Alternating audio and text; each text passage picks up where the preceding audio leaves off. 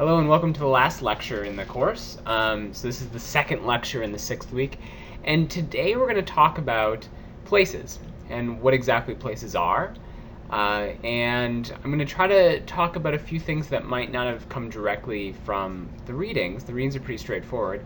One is about third places, which are a type of place, and the other is more a sociological, view of what are places and what sort of what spaces can be considered places, and what more do they need. And so what I'm going to do is work within that context to sort of explore this issue a bit more. So it would seem that, and this is exactly what your readings pretty much say, that the difference between a mere space and a place is that a space only has these physical features. It lacks the sort of meanings and significance to people, to its inhabitants, that a place has. So what this means is that if you construct a certain physical space, buildings, them having relations to each other, certain spaces, certain green areas, and think you have created a place, you are wrong, right? Because there's no one there to apply any significance to it. So when people start applying some sort of significance to it, then it might become a place of a certain sort.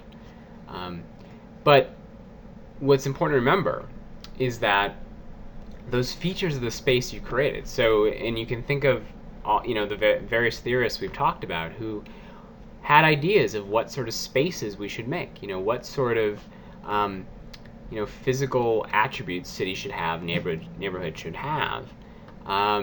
Those can't determine the features of the place. So just because you have sidewalks, as Jacobs thought was really important, just because you have you follow certain rules of not placing things on city edges or whatever, which he also thought. Just because you have city buildings and gardens, or just because you give people an acre, this does not create places of any sort of type. You don't know what sort of places are going to be made out of this before the people show up. Before the people show up and they start finding meaning in this, in this environment, and when that environment becomes significant for them.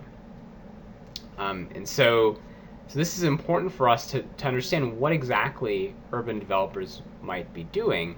It's not like they're making places outright.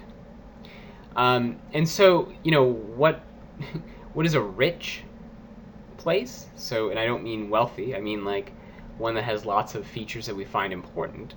It's one in which people apply meaning and significance to some sort of space. And this will often be emotional, right? So they'll feel something towards the place, they'll care about it. They'll be disturbed if it's harmed, right? Just like as if it's a person or something, or an animal, right? They sort of think of it as something that is precious to them emotionally.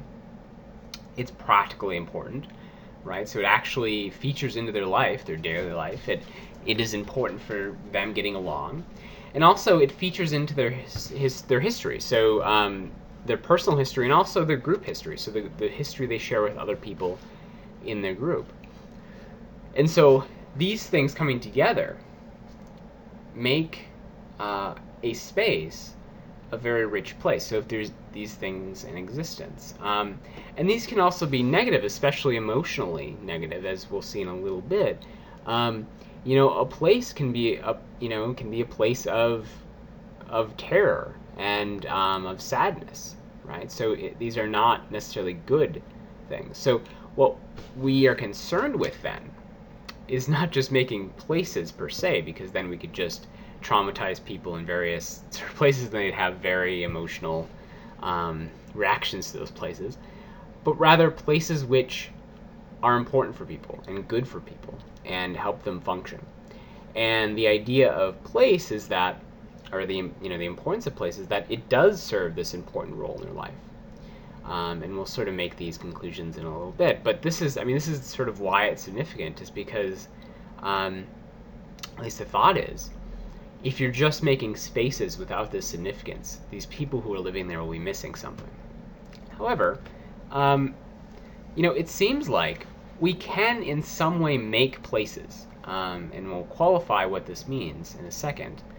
By make places, we have to mean that we are making spaces that are conducive to the creation of a place. So what do I mean by that? Well, it has certain features that cause people to become emotionally attached to it, right? To care about it, to use it such that it's practically important to them, that it can feature into their history, and also that it features into their relations with others, so it allows them to better interact with other people. And it's not the creation of the space which makes the place, right? So the important thing is that it is not a place before the people come along and apply their own significances to it. And so this is markedly different from what a lot of urban planners think their role is. They think, yeah, we sort of create this place in totality, in its entirety. But in fact, they're merely creating certain conditions that are conducive for people to make it important for themselves. So that's what you sort of need to think about when you're thinking about places. And so next, what I'm going to do is sort of look at a few structures, right, or areas, things in some geographic location, what we might call space, and we'll have to talk about how does it become a place. Let's start by looking at what you might consider a mediocre place. And the reason I do this is because this should show you that it really doesn't matter in many ways, the physical features or the behavioral features of a space for it to become a place. So this is the Cornerstone Bar. It's on Route 1, Baltimore Avenue in College Park, right by campus, sort of. And why do I bring this up as a place? Well, there's been a tradition among philosophers at the University of Maryland to go here every Friday, and in that way, it's become a third place. So at first, this was just out of convenience because people didn't want to go down there together necessarily. We had stuff to do at different times, and so the idea was, I guess there was no actual conscious idea, but just start going to a place, right? And then eventually that's the place you go on Friday afternoons. And you might consider this a third place for that reason. So, people, they become regulars essentially. They, go there every Friday. And it's, the food isn't great, the beer is expensive and not that great. But that doesn't matter because the people there are what matter and your experiences there are what matter. So even though this is just a random bar in College Park, it has gained a certain significance for a group of people, and I'm sure there's lots of groups of people like this. And this is what happens with a neighborhood bar or a neighborhood restaurant. It just becomes the place people go to, and you sort of expect to find a certain segment of the population there if you go, and people. And so this is quite important, I think. So this will just sort of let you know that even in College Park there are certainly places, and there's certainly places like this for other people as well. There could be a group of people who go to I don't know, whatever the Thirsty Turtle is now. It was shut down after some stabbing or something. But yeah, so there might be a group of people go there, and that's sort of like their third place in a way. And so you have these different places, right? And different people have placed significance on them, and that's enough to make them a place. So some other place, which certainly for many people is a place, but for all of us is not significant for us, right? So we can recognize that it's a place that people have that people find it significant, but we don't really understand it. And so this is in Venice. It's Campo San Bartolomeo or whatever. I don't know. The name is on the bottom of the screen. I don't know how to pronounce it, but it's known as one of the great sort of conversational squares, right? So it's a very small square, as are a lot of squares in Venice, and people go there. There's some shops and there's some restaurants and such, but mostly people just go there to talk, or they go there because they expect to find people. And for this reason, it has sort of gained prominence for that. It's a place in many ways. So that's important to know. But what you can learn from this, and I'm sure you feel this in a way, you just don't recognize this place, and you feel nothing for it, and that is because you're an outsider. And let's look at what an outsider might think. So here's a review for it, actually. I mean, this is bizarre that someone reviewed a square in Venice, but they gave it 3 stars out of 5, which I found kind of funny. They were just there, and first they talk about, okay, it's really close to things, and then they go into this bizarre, bizarre if you think it's a place, talk about its features, its physical features. So there's plenty of shopping, bars, cafes in the area of Venice, but what struck our attention was the interesting statue in the middle of the square. Turns out the statue is the famous Venetian playwright Carlos Guldani. There's also a small church on the square, but it was closed when we passed by. Overall, it's an attractive, busy, and fun little square in Venice, right? So they're looking at these physical features. They're looking at, certain quantities of things, quantities of shopping, amount of shopping you can do, bars, cafes, like maybe the quality of the food or something. And they're probably missing what locals see in this place. So that they're missing the sort of significance that it might have for people. And when you give a place a sort of a review in this way, it really misses the point of a place. So keep that in mind, because what using the term place and the concept of place does is it tries to get rid of this idea that spaces are commodities, right? That there's that they have a certain amount of shopping, a certain number of cafes or something, a certain quality of things. It tries to step away from that, these sort of quantitative measures of things, and moves towards the qualitative, the experience of the people who live there. And what people who think places are important think is that this is what's really important. So it's the sort of subjective experience of this place. That's what makes it important in people's lives. Finally, what I want to look at is a case in which you seem to have a drastic change in the features of a place, even though the physical features of that space, right, have not changed at all.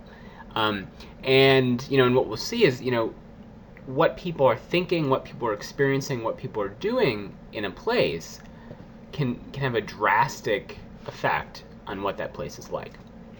So the example I'm using is Goethe University in Frankfurt. So this is one of the campuses. This is the front, and the back is more interesting, but I couldn't find a good enough picture of that.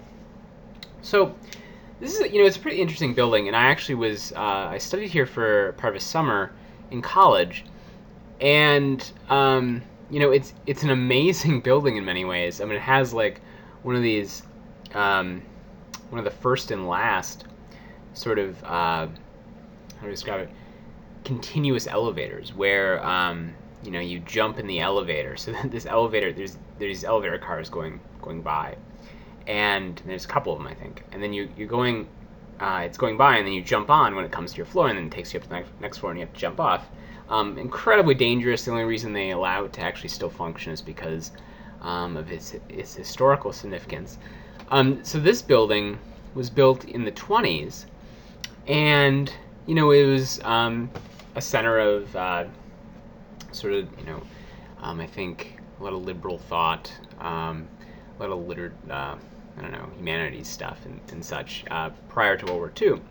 However, during World War II, it was taken over by the Nazis, and it became a center of research into various chemicals, and among them, the chemicals used to kill people during the Holocaust.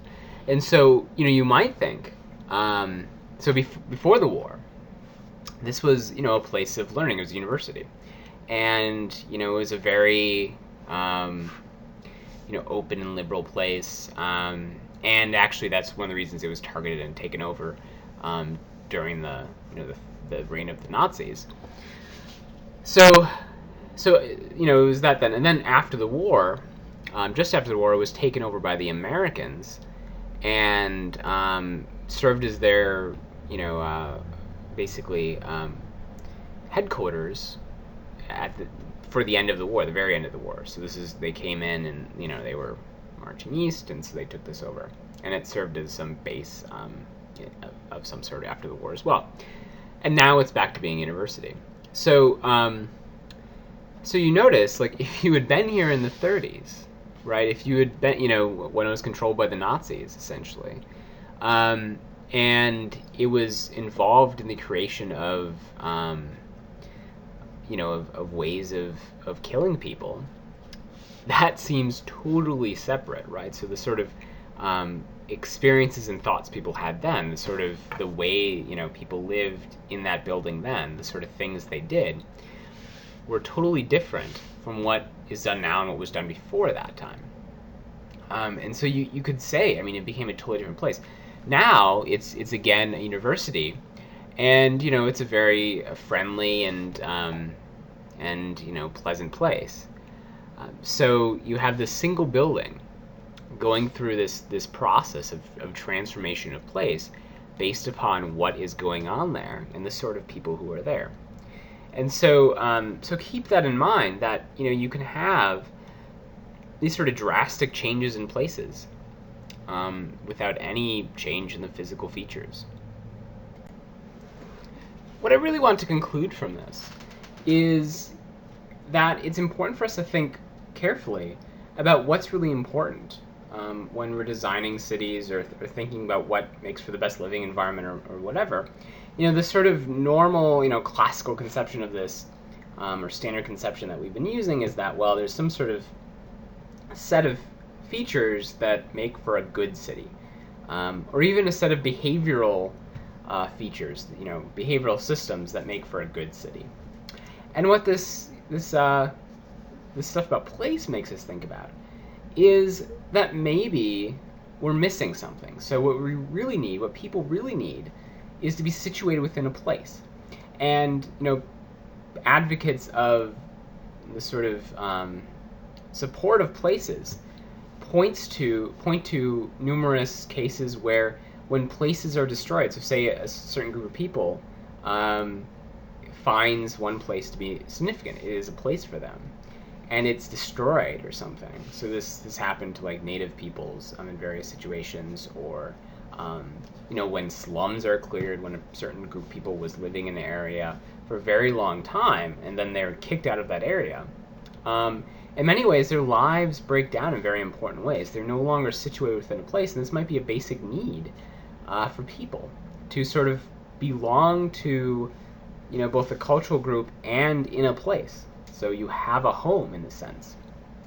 And the notion that spaces, right? So the notion that cities or environments are simply contain physical features which, we consume in various ways, right? So you might have a grocery store, you might have entertainment, that this is all you need, and that you don't need something deeper, some sort of link to some place that has significance for you, might be wrong. And so we should worry about any view that disregards the importance of place. What is also important is that studying places is really tricky, because you can't always see it in the same way that you can see these quantifiable attributes. So you can tell if groceries are available for people, or if restaurants of certain quality are available for people. But it's sometimes hard to know when there's a place before you. So there's a place that is important for people, and maybe you might want to destroy it to offer more services or goods or something. This is what was thought when our country did slum clearing, and especially in the 50s and 60s, was there's an idea that we could get rid of these poor living conditions, and this would improve the lives of people, when in a sense what you're doing is destroying a place. And you're an outsider, so you might not understand the importance of that place to these people, but it still exists, and that might be an important feature. And so, this is really far more difficult to study than the other stuff we were talking about. And so it might mean that we should pause and think about what we're doing when we restructure environments, because places might exist and we should probably help retain them. So, okay, so that's the last lecture for the course. I really, read the 2 articles carefully. Not, of course, because it's such a late lecture, the questions on the exam don't really, that I've already handed out to you, don't require deep reading of the papers, but I think these are really good. So the one about places, as well as the one about great good places, right? So third places, I think will give you a sort of different perspective on what we've been talking about for this course. And also it's very relevant because we talk about wanting to make places, and that is very difficult. so definitely look at those articles and think about this. But for this course, we're almost done. So it's Thursday actually right now as I'm recording this, and the exam is due tomorrow night. So the final is due at 11:59 p.m. On Friday. So what you should do is send me an email with that, and also post it on Elms. And also the paper is due at the same time if I know who you are if you haven't turned it in yet, and you can't do revisions if you haven't turned it in yet. So yeah, just turn it in on Friday. So, and also make sure to complete the course evaluation. So I hope you've enjoyed this course and these lectures, and just let me know if you have any specific suggestions. This was sort of a pet project for me. So bringing sort of these concepts of cities, which aren't usually talked about in philosophy, and sort of talking about them in some sort of I hope interesting way. So thanks for taking the course, and I look forward to reading your papers and exams.